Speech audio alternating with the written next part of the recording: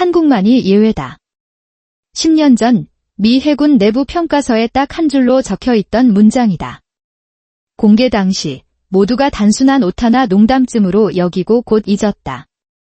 그런데 10년이 지나 바로 그 문장이 다시 떠올라 국방계를 떠들썩하게 만들었다.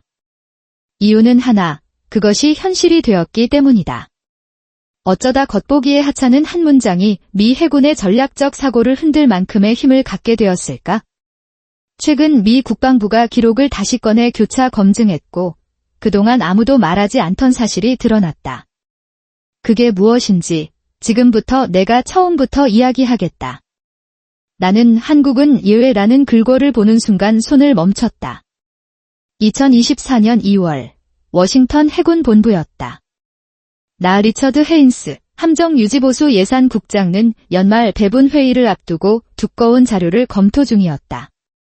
20해 넘게 숫자, 표, 서명 사이에서 살아왔다. 태평양 인도양 섹션은 숫자로 빽빽했다. 붉은 칸이 많았다. 작전 공백을 뜻한다. 평균 정비 180일, 도크에 들어가면 반년은 지나야 바다로 나갈 수 있다는 뜻이다. 임무 일정은 밀리고 다른 배가 대신 떠야 하고 전력이 정비라는 병목에 갇혔다. 나는 아시아 해군 정비 역량 평가의 별도 표를 폈다. 일본, 싱가포르, 필리핀, 태국은 모두 있다. 도크 수용력, 정비 기간, 재고 장률, 항목이 빠짐없다. 그런데 한국만 없다. 표 하단, 아주 작은 주석이 있었다. 대한민국, 비교군에서 제외, 별도 관리. 나는 형광펜으로 그었다. 별도 관리가 무슨 뜻인가? 문서는 설명하지 않았다. 내선 전화가 울렸다. 태평양 함대의 마크 도노번 대령이 새 보고서를 봤냐고 물었다. 이메일을 열었다. 눈을 멈추게 한 한 줄. USS 어빙, USS 어빙, 이 정비를 위해 한국 조선소로 이동 중. 또 한국인가? 최근 들어 세 번째입니다. 해군에는 불문율이 있다. 같은 배를 같은 나라에 연속으로 보내지 않는다. 의존을 피하기 위해서다. 그런데 한국은 예외였다. 나는 아시아 표로 돌아갔다. 일본 약 150일, 싱가포르 약 120일, 다른 나라들 대부분 100일 초과. 반면 함대 보고서에 한국 수치는 10일, 일이 빠진 줄 알았다. 하지만 다른 기록을 뒤지니 12, 9, 13 모두 두 자리였다. 계산기를 두드렸다. 미국 평균보다 15배나 빠르다. 같은 작업인데 어쩌다 이런 차이가 생기나. 한국이 정말 빠르거나 데이터가 잘못됐거나. 내 경험으로는 후자가 더 그럴듯했다. 나는 두 줄의 가설을 적었다. 가설 A 콜론, 우리는 한국에 과도하게 의존한다. 가설 B 콜론, 데이터 오류 과장. 검증이 필요했다. 3주 후, 나는 상원 군사위원회 앞에 앉았다. 버지니아의 조너선 샌더스 의원이 몰아붙였다. 해외 정비 비중이 40%가 맞느냐? 나는 맞다고, 대략 그렇다고 했다. 그중 한국이 얼마나 차지하나? 아시아분의 약 30%, 방청석이 술렁였다. 그는 버지니아 조선소 노동자들이 일거리 없어 집에 가야 하는데 우리가 계약을 해외로 넘긴다고 말했다. 텍사스의 마거릿 콜린스 의원이 아시아 정비 역량 평가표를 들어보였다. 일본, 싱가포르, 필리핀, 태국은 있는데 한국이 없다. 왜 빠졌나? 나는 별도 관리라고 답했다. 직접 비교가 불가능하다는 뜻인가? 방 전체가 내 입을 주시했다. 숫자 빼서 한국을 봐준 건 아니냐? 나는 서면 자료로 보완하겠다고 할 수밖에 없었다. 샌더스는 이어서 같은 배를 같은 나라에 연속 배정하지 않는 관행 그런데 한국은 예외냐? 고 물었다. 나는 부인할 수 없었다. 그는 의회가 한국 의존 문제를 안보와 일자리 양면에서 민감하게 본다고 경고했다. 부로 돌아오자마자 비공개 회의가 열렸다. 조달 부국장 윌리엄 크로퍼드는 보고서에서 한국 비중을 낮추고 동맹들에 분산하자고 했다. 내부 감사팀은 끼어들어 한국 수치가 지나치게 튄다. 어떤 항목은 아시아 대비 10배 이상 차이가 난다. 현장 검증 없이는 오류 기재 문제를 배제할 수 없다고 말했다. 빨간 글씨의 메모가 내 책상에 놓였다. 한국 조선소 지표가 현저히 상이함. 현장 검증 계획 수립 요망. 나는 끝에 승인 현장 검증 진행지라고 적었다. 도노번 대령에게 전화했다. 한국으로 가자. 마침 다음 달 USS 어빙 정비가 시작됩니다. 10일 일정. 처음부터 끝까지 보시겠습니까? 그래야지. 4월 초, 나는 부산으로 향했다. 14시간 비행 끝에 김해에 내리니 바닷내염이 났다. 미 해군 부산 연락사무소 차량이 마중을 나왔다. 악수한 이는 에이미 조 비서 겸 통역, 또렷한 영어 발음. 그녀가 일정을 보여줬다. 오늘 오후 조선소 방문, 내일부터 참관, 10일째 시운전. 차는 거제로 향했다. 차창 밖으로 거대한 크레인이 하늘로 솟고 블록들이 레고처럼 쌓여 있었다. 내가 물었다. 이게 전부 한 조선소인가요?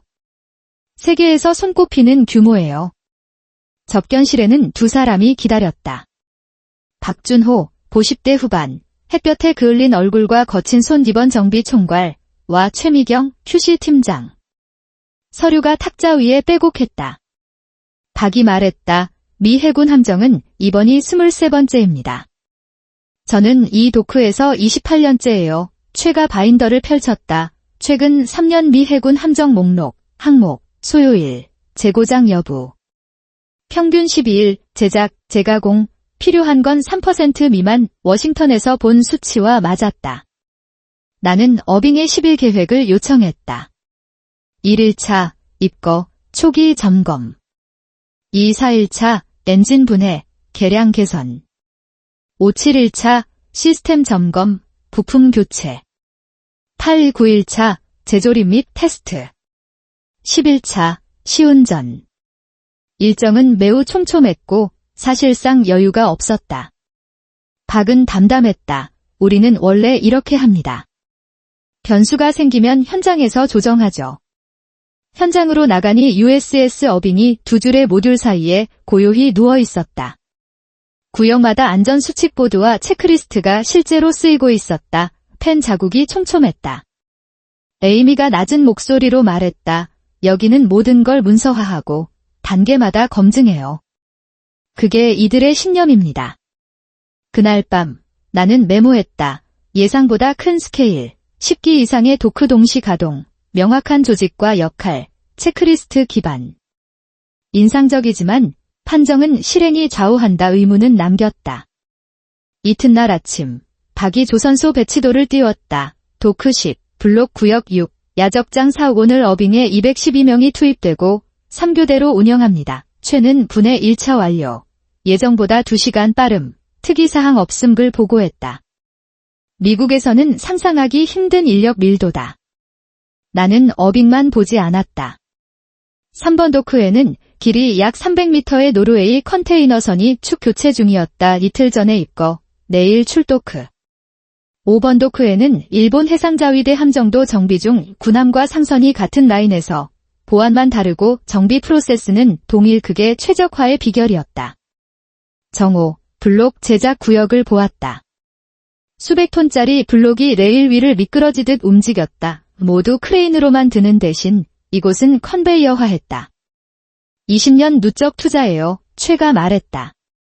처음엔 신조 효율을 위해 시작했는데 이제 정비에도 그대로 적용하죠. 나는 적었다. 20년의 시스템 구축. 미국 조선소들이 예산과 정치 공방으로 제자리 걸음하는 사이 이곳은 조용히 구조를 세웠다. 18시, 교대. 나는 어빙 앞에서 인수인계를 지켜봤다.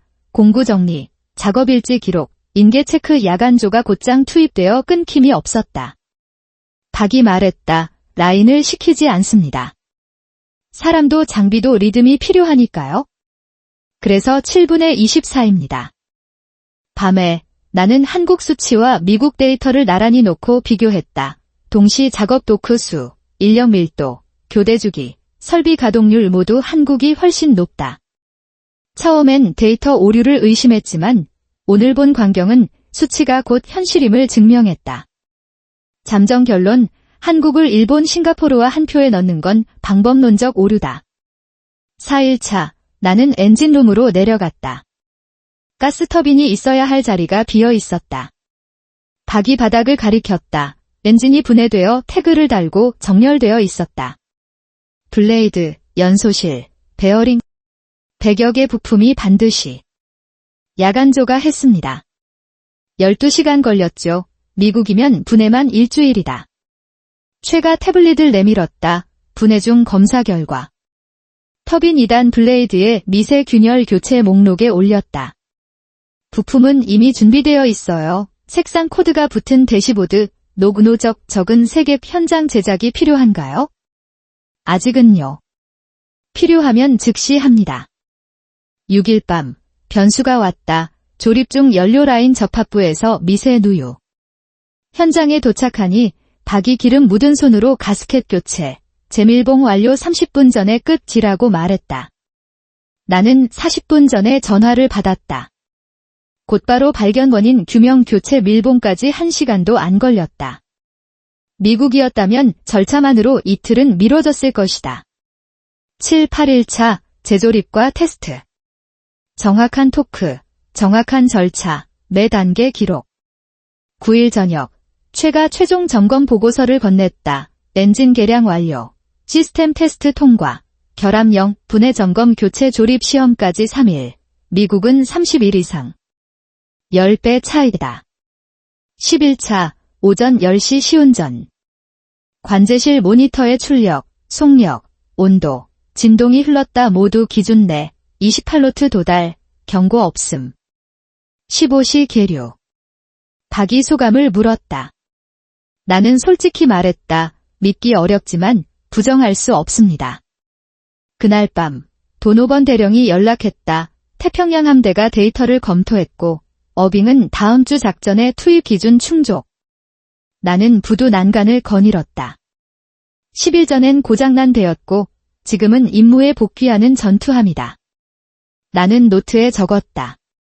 10분의 10일, 지연 없음.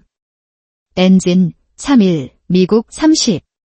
최근 3년 재고장, 5% 미만. 의미는 빠름 그 자체가 아니다. 근본 구조의 차이, 시스템, 투자, 사람, 철학. 4월 중순, 나는 워싱턴으로 돌아왔다. 다음 날 아침, 사진, 배치도, 체크리스트, 11일지를 책상에 펼쳤다. 현장 검증 보고서를 쓰기 시작했다. 규모 파트, 동시 작업 도크 수, 연간 처리량, 인력 운영 미 해군 최대 조선소와 비교해도 한국이 대부분 앞선다. 성능 파트, 기간, 재고장, QC 통과율 차이는 더 크다. 최근 5년, 한국 약 12일, 기타 아시아 150, 미국 본토 180. 도노번 대령이 보탰다. 5년간 한국에서 정비한 미 해군 함정 23척, 평균 지연 0.81일, 일본 12, 싱가포르 18, 미국 22. 한국 수치는 마치 다른 세계의 것 같았다. 나는 초안을 들고 크로퍼드에게 갔다. 그는 읽더니 물었다. 전부 사실인가? 처음부터 끝까지 제가 봤습니다. 그는 한숨을 쉬었다. 이렇게 쓰면 한국 의존을 늘려야 한다는 결론이 나와. 의회가 뭐라 하겠나. 나는 사실만 쓴다고 했다. 그는 톤을 낮추고 비교표를 빼고 한국 언급을 줄여 외교적 마찰을 피하자고 했다. 그날 밤 나는 야간조의 불빛, 28년의 박, 30분 만에 누유를 잡아낸 팀을 떠올렸다. 보고서를 예쁘게 하겠다며 그들의 노력을 지워버리는 건 배신 아닌가? 다음 날 일부 문구를 정돈하고 각을 죽였지만 뼈대 문장은 남겼다. 대한민국은 아시아 해군 정비 역량 평가에서 비교군 밖에 위치하며 전략 자산으로서 별도 관리가 필요하다. 크로퍼드는 한참 나를 보더니 고개를 끄덕였다. 내가 서명하지? 내가 책임질게. 나는 전자서명을 했다. 돌아갈 길이 없다는 뜻이다. 동맹이 언짢아 할 수도, 의회가 들여다볼 수도, 내 커리어에 상처가 날 수도 있다. 그래도 눈으로 본 것을 다르게 쓸 순 없었다. 석 달은 조용히 흘렀다. 7월 중순 워싱턴의 한 해군 관련 싱크탱크 연구원 데이비드 로웰이 협의를 요청해왔다. 그는 아태보고서 초안을 내밀었다. 20쪽 중 5쪽이 한국. 그들이 교차 검토한 결과는 내 것과 같았다. 한국 11, 나머지 150, 200, 재고장 약 4% 대 기타 90%. 인용과 인터뷰를 원했다. 나는 동의했다. 7월 마지막 주, 발표회에서 로웰의 첫 문장. 한국은 별도 평가가 필요할 만큼의 성능을 보인다. 이 슬라이드의 한국 막대는 같은 축을 쓰면 거의 사라질 정도로 짧았다. 기자가 속도를 위해 품질을 희생한 건 아니냐고 묻자 그는 낮은 재고장률이 답이라며 억지로 밀어붙이는 게 아니라 시스템의 차이라고 했다. 언론은 미 해군의 사실상 정비 허브 한국, 동맹 중 압도적 1위, 비교 불가 같은 제목을 뽑았다. 8월 초, 상원은 다시 열렸다. 샌더스는 더 이상 수치를 부정하지 않았다. 숫자는 숫자다. 한국이 빠른 건 인정한다. 미국도 투자하면 따라갈 수 있다. 작지만 의미 있는 변화였다. 나는 9월 초, 이번엔 개인 휴가로 한국에 다시 가기로 했다. 에이미가 박, 최, 그리고 노조위원장 김성호와의 만남을 잡아주었다. 싱크탱크 요약, 청문 속 기록, 번역된 기사 스크랩을 가져갔다. 그들이 읽었다. 박이 고개를 들었다. 비교군 박 무슨 뜻이죠? 나는 옛잣대로는 더 이상 잴 수 없다고 했다. 그들이 서로를 보았다. 김은 우리는 그저 매일 일을 했을 뿐이라고 말했다. 최는 노동자들과 공유해도 되냐고 물었다. 휴게실에서 기사 복사본이 돌았다. 누군가는 대상이 없다고 중얼거렸고 다른 이는 그럼 우리가 우승이네 라고 농담했다. 한 중년 작업자가 30년 만에 우리 얘기를 이렇게 본다고 말했다. 그들은 환호하지 않았다. 고개를 끄덕이고 공정으로 돌아갔다. 나는 적었다. 말은 적고 손이 많다. 자랑은 결과로 한다. 밤이 내려도 도크의 불빛은 꺼지지 않았다. 오늘 밤도, 내일도, 모레도 그 아래서 누군가는 일하고 있을 것이다. 난간을 떠나며 생각했다. 그 숫자들에는 얼굴이 있다. 1년 뒤 나는 새 예산안을 보며 앉아 있었다. 한국 항목옆엔 여전히 별도 관리 장면에 내가 적은 글귀가 붙어 있다. 젊은 직원 제이슨이 들어와 말했다. 한국 숫자가 이상합니다. 다른 곳은 150, 181인데 한국만 12일. 오타인가요? 아니야. 그럼 데이터 오류? 어떻게 수십 배 차이가 나죠? 나는 한국에서 10일간 처음부터 끝까지 본 이야기를 했다. 사진을 몇 장 보여줬다. 28년 도크를 지킨 박준호, QC 팀장 최미경. 그들이 저 숫자를 만든 거야. 왜 내가 말했다. 숫자는 스스로 생기지 않아 그 뒤에는 사람이 있어. 제이슨이 왜 한국이 빠른지 물었다. 나는 시스템이 다르고 투자가 다르고 사람이 다르다고 답했다. 숫자만 보면 이해하기 어렵다. 현장에 가면 보인다. 그날 오후 한 간부가 한국의 예산 비중이 높다고 우려했다. 나는 말했다. 높은 건 성능이 높기 때문입니다. 비용 대비 효과로 보면 오히려 절약이에요. 그건 의존이 아니라 검증된 파트너에 대한 신뢰입니다. 워싱턴 하늘이 노을로 물들 때 나는 거제를 떠올렸다. 출장 노트의 마지막 줄을 읽었다. 사람 없는 숫자는 존재하지 않는다. 코리아기업 숫자들은 얼굴을 가진다. 이 일을 통해 나는 한국을 다르게 보게 되었다. 값싼 하청이 아니라 동등한 파트너, 전략적 동반자. 모든 것은 한 보고서의 한 문장에서 시작되었다. 대한민국이 정말 잘하고 있다고 느낀다면 한국 최고라고 말해달라. 아직 해야 할 일이 남았다고 본다면 한국 힘내라 고 보내달라. 여러분의 생각을 댓글로 기다린다.